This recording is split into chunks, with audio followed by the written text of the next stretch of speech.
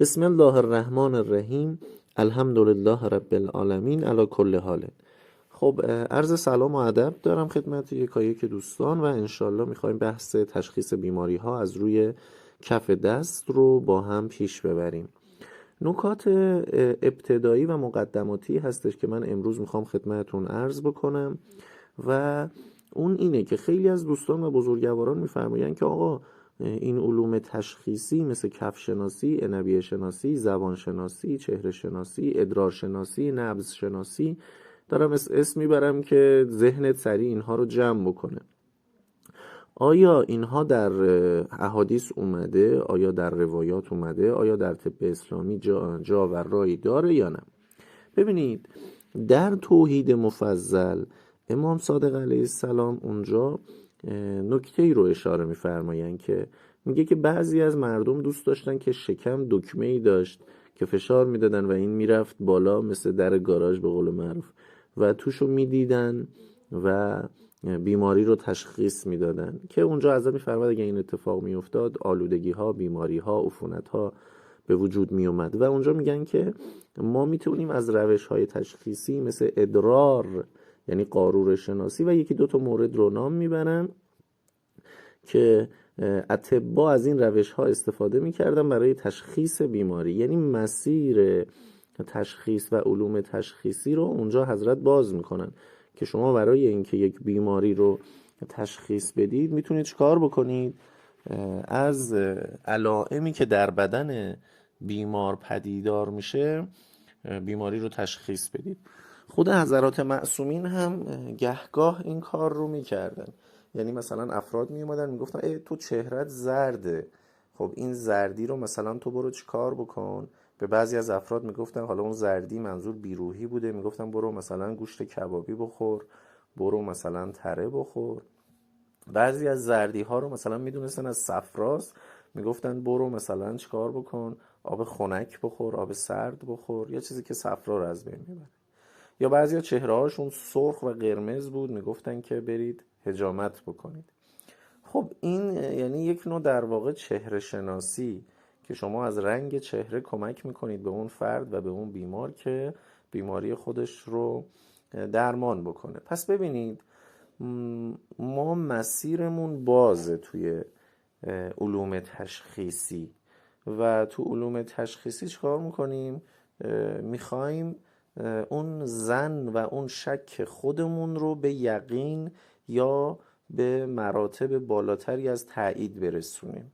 یعنی که شما یک حدسی رو میزنید در بیمار از طریق مزاج شناسیش، حالا با کف دیدن، با عنبیه دیدن، با زبان دیدن اون حدس خودتون رو به نزدیکش میکنید به یقین برای اینکه بتونید بهتر راهنماییش بکنید. این نکته اول. نکته دوم اینه که آیا هر چیزی که ما در کف دست، در چهره، در عنبیه، من همه رو مثال میزنم که بدونید عمومیت داره این نکات، آیا این به اصطلاح مسائلی که عرض کردم قطعیه، یقینیه؟ یعنی ما اگر کف دست طرف رو دیدیم یا عنبیه طرف رو دیدیم آیا اون بیماری حتما وجود داره؟ خیر، تمام اینها علوم‌های ظنی هستند، یقینی نیستن. ضمن اینکه ما تسلط کاملی هم رو اینا نداریم. این که میگم ما یعنی همه عالم، نه فقط من، نه فقط شما. یعنی خیلی از اساتید ویژه، خیلی از کسایی که حتی کسی که اون خودش این علوم رو چارت گذاری کرده، به خاطر اون میبینید مثلا تو عنبیه شناسی، تو زبان شناسی، تو کف شناسی چند تا چارت وجود داره. اینها چرا چارت های متنوع و متفاوتی دارن؟ چون از استقرای ناقص میان، چون نمیتونن تمام دنیا رو بیان کف دستشون رو نگاه کنن و به یک استقرای تام برسن. مجبورن 10 نفر، 20 نفر، 100 نفر، 1000 نفر رو نگاه بکنن، بعد از اون به یک چارت کم خطاتری برسن. لذا این نکته هم از ذهنتون بیرون کنید که آقا اگر من چیزی تو عنبیه، کف دست یا زبان طرف دیدم، میگم تو مثلا سرطان فلان داری، تو نمیدونم این مشکل رو داری و قطعا همون باشه. این هم نیست. این هم از گوشتون بیرون کنید که شما بخواید چیکار بکنید؟ یقینی به طرف بگید. عرض کردم تو نکته اولم شما حتما باید طب بلد باشید، مزاج شناسی بکنید. بعد که مزاج شناسی کردید فرد رو، برای اینکه ظن و حدس و گمان خودتون رو به یقین برسونید از این علوم تشخیصی استفاده میکنید. نکته سوم، طبیب حق نداره بره چی کار بکنه؟ مثلا از سر بیکاری، از سر بی‌حوصلگی مثلا بیاد بگه آقا کف دستتو ببینم، اوه اوه اوه اوه اوه تو کلیتم خرابه ها، وای چشتو ببینم، اوه اوه اوه تو نمیدونم دماغت هم میخوره ها.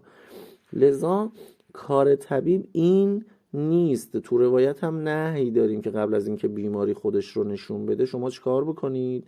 پیگیر باشید که مثلا برای طرف بیماری بتراشید، استرس به وجود بیارید. الان خیلی از افراد مثلا میبینم که یه دونه عکس زبان میفرستن، بعد طرف یه صفحه، بعضیا یه دفتر 40 برگ براش بیماری نوشتن. بابا اصلا این مدلی نیست اصلا.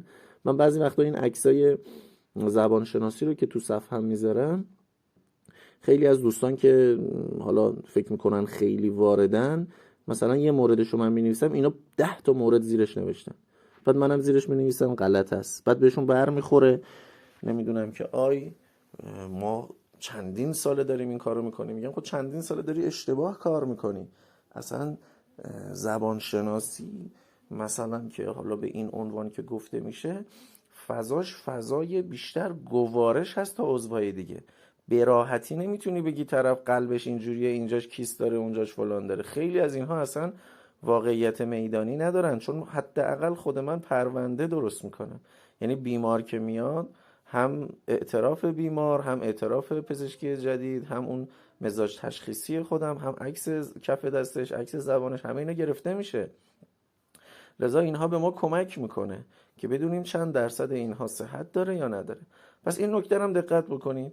شما که وقتی این کف شناسی یا حالا بعدها دروس تشخیصی دیگر رو یاد گرفتید، حق ندارید برای اینکه حالا بعضیا ادعا بکنن که ما بلدیم، بعضیا بخوان یه شمه از خودشون نشون بدن، فرد رو دچار استرس و اضطراب بکنن که بیماری‌هاش رو بکنن. نه، این علوم برای شماییه که اگر خواستید یه فرد بیمار بهتون رجوع کرد، یقینتون افزایش بدید، کف دستش هم ببینید، چهرهش هم ببینید. به خاطر اون هر کسی توی صفحه من به من پیام میده میشه کف دستمون رو بفرستیم ببینیم، من میگم یا خیر یا اصلا جواب نمیدم.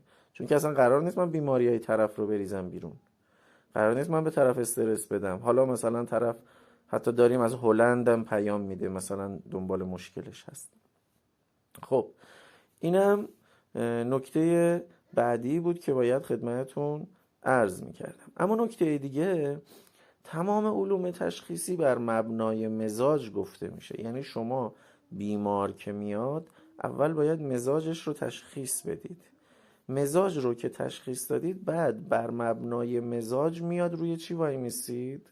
روی علائم تشخیصی، توی ادرارش، حجم ادرار، رنگ ادرار، لرد ادرار، بعد خد بوی ادرار، نمیدونم طعم ادرار. این یه قسمت میشه. میاد تو کف شناسی که اون چیزی که ما میخوایم تو این دوره یاد بگیریم، مثلا شکل و شمایل دست هست، رنگ دست هست، خطوط دست هست، جایگاه های دست هست، و تپه ها یا چاله هایی که توی دست به وجود اومده، تغییر رنگ ها هست. همه اینها مواردی هستش که ما اونجا نگاه میکنیم بر مبنای اون مزاج. توی بحث مزاج هم حتما نیاز هست که ما قاعده عکس یا صفرا و سودا و بلغم یک شمه ای ازش داشته باشیم. مثلا من عرض میکنم، میگم ببینید ما مثلا تو ناحیه کلیه‌ای که توی کف دست هست، یه وقت میبینیم اونجا چاله‌ای، تپه‌ای یا تغییر رنگی وجود داره. این تغییر رنگ وقتی به سمت زرد که میره میشه عفونت، اما عفونت‌های سوزشی صفرا. وقت تو نسخه دادن شما راحت ترید. حالا اگر سفید باشه میگیم آقا مثلا سردی و عفونت کلیه، ولی بر مبنای سردی بدن، که حالا اینها رو من اشاره میکنم. اما نکته مهمش اینه که شما هم یک چارچوب شمه کلی از این توی ذهنتون باشه و بیمارم رجوع میکنه قبل از هر کاری مزاج شناسی بکنید، بعد برید سراغ تطبیق تشخیصی که حالا از هر روشی که میخواید استفاده بکنید.